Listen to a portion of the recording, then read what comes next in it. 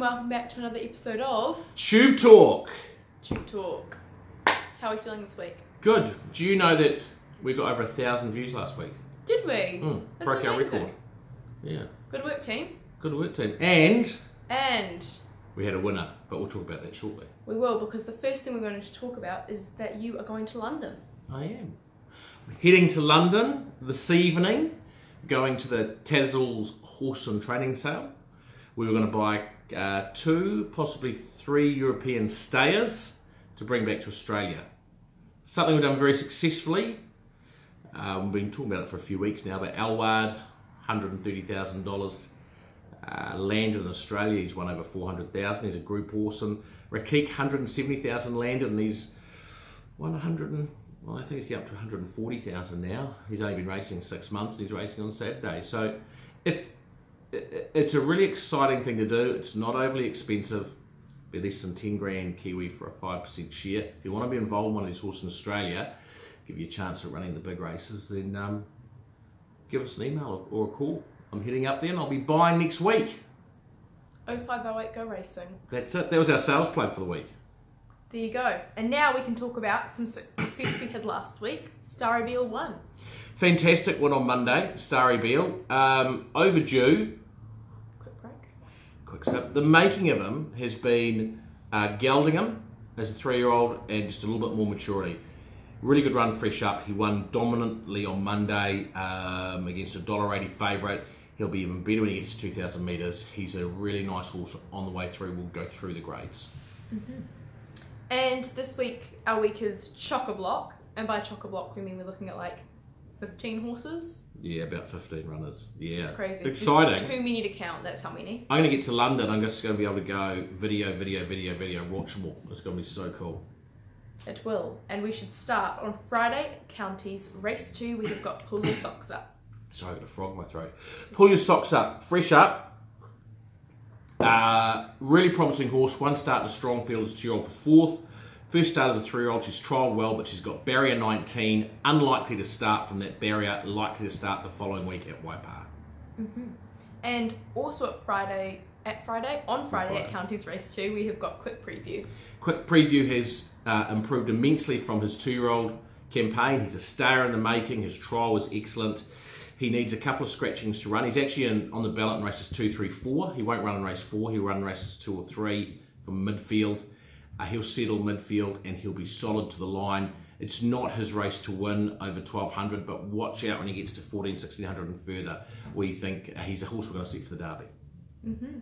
And in race 4, we have got Ship Shape. Lovely filly, 3rd on debut on this track as a 2-year-old, then ran the stakes race. Has trialled up well. Nice enough barrier. Vinnie Colgan on board, has good gate speed, will probably be handy throughout. Will improve for the run. She just peaked on her trial. She ran 3rd in her trial, just peaked late. Will improve for the run, but is a genuine each-way chance. Mm-hmm. And the final runner at Counties on Friday is in race 5. We have got Running Man. Fresh up, a barrier 12, awkward barrier, likely to be scratched and wait for Tauranga the following week. His trial was nice enough, but showed his fitness levels weren't quite 100%. So from a wide barrier, I think we'll give him another week's work and then go to Tauranga to kick off. Mm-hmm.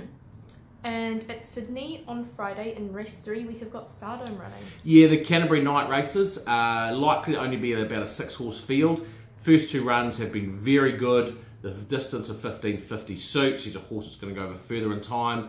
Nice barrier draw. Should be Brenton Advula riding. Should be very hard to beat. Strong winning chance. Mm-hmm. On Saturday at Ellerslie in race 3, we have got Mactoon. Beautiful trial, sat back last, looped them, won with authority. Unfortunately, he's born barrier 15 of 15 and the rail's out 9.5 metres, so he's likely to be scratched and go to Tauranga next Saturday. If he was to run though, he will run well. Mm-hmm. Also on Saturday at Ellerslie in race 7, we have got Loose Cannon. Lovely filly, Group 3 4th last start, should have been at least 3rd, got 2 terrible checks. That was her first defeat. She was unbeaten in races and trials before that. Barrier 6 in this Group 3 race.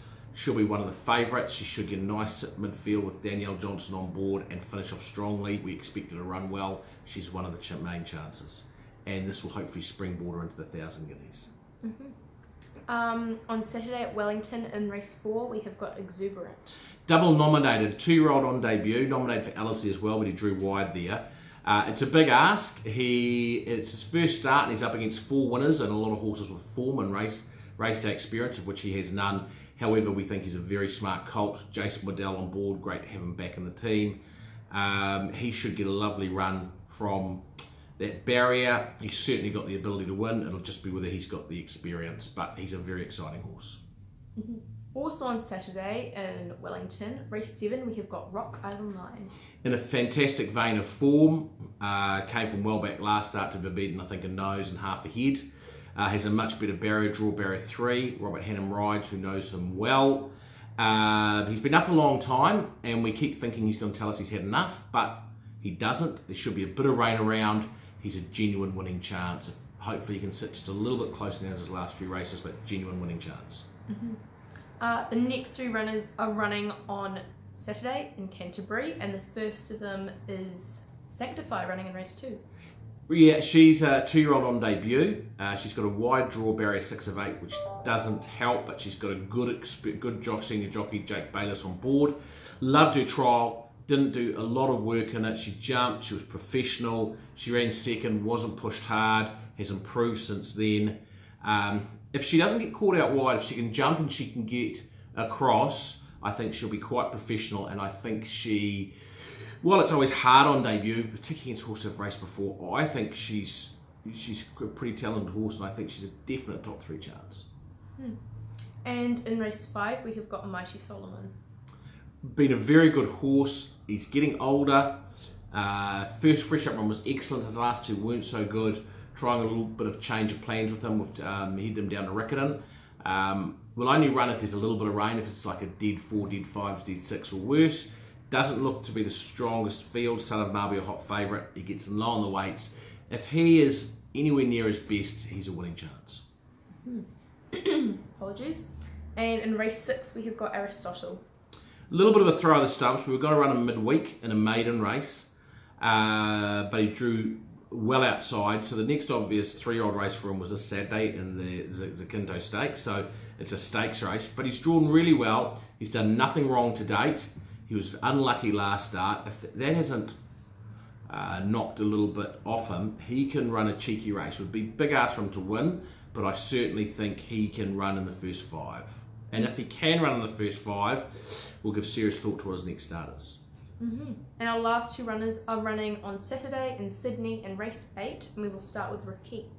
Rakik finally gets a good barrier draw. Like, had got back last start, flew home for 3rd, gets a better barrier draw here, barrier 4, should hopefully be able to sit a bit closer, and if he can, he's a genuine winning chance. He's a horse that he's been up a long time, but he continues to thrive. He's one of these imported horses we've bought.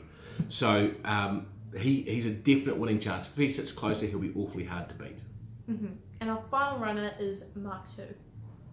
Mark II in the same race. She won her Australian debut, sticks up to 2,000 metres, which really suits. She's thriving over there. Her work this week's been excellent. She's a bit like Rakik in that she might hopefully can not get too far back, and she's a genuine winning chance as well. It'd be great if those 2 could quinella the race. And that was our quick run through of this week's races. Congratulations, Albert, you made it all the way through. I don't know how you did it. Took 2 breaths. Yeah. Only 2 breaths. Only 2, and you remembered everything. I'm just very impressed. Anyway, now we move on to Bet of the Week, and last week our Bet of the Week won. So it did. Good work. Yeah, expression. We said she'd be panels too good, and she was. Back on track, hopefully. And our Bet of the Week this week is, drumroll please, Sanctify, running on Saturday at Canterbury in race 2. We've gone for one of our own horses, and I've gone for her because I think she's going to be $10. I think she'll be long odds. And while she's certainly not a horse that I can say first up she's a home run, I think she's just shown so much professionalism for a 2-year-old. I think that'll take her a long way in this race. And I think that will put her in the first half of the field. It's only an 8-horse field. And she's also got ability. So if she can use that ability, then I can definitely see her running in the first 3. And she could be paying 10s and 3s. So for value, that's why we've selected her as our Bet of the Week. And finally, we quickly want to talk about Winx running in the Cox Plate. We do. Going for her 29th victory in a row. And you know, her last run, every race you watch, you think, oh, she's in trouble. And then she just pulls something out and sprints past them. And she did the same last start. Although she wasn't quite as impressive last start. So I think some people have got this little niggling doubt about Saturday. And Ben Battle was very, very good winning last start, and he's the obvious danger to her. But she is such a champion that it would be terrible if she lost. I would just love to see her win this. Her 29th row, the 4th Cox Plate. I think everyone wants to see her win. So I just hope everything goes well and that she can win. And I hope she wins really well. So and is dominant. I hope for Chris, for the owners, for all of racing that she wins. But I think she's probably got a tougher battle on her hands than she did maybe in the last couple of years. So go Winx.